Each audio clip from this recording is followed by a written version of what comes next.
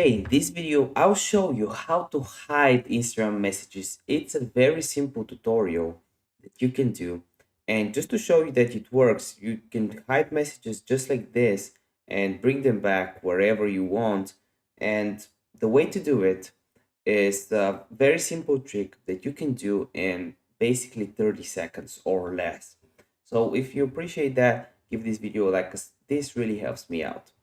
Okay, so to do that, you need the creator account. So you basically have a primary or a general tab. To have a creator account, it's absolutely free. You got to use a personal account or a business account that you have and switch it to a creator account.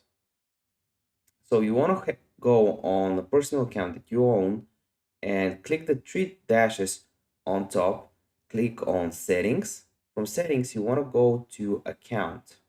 And account, down below you have this option called switch to a professional account. So here you gotta click continue, link a Facebook page, and then choose the creator account option, which will basically give you a primary and a general tab so you can hide Instagram messages.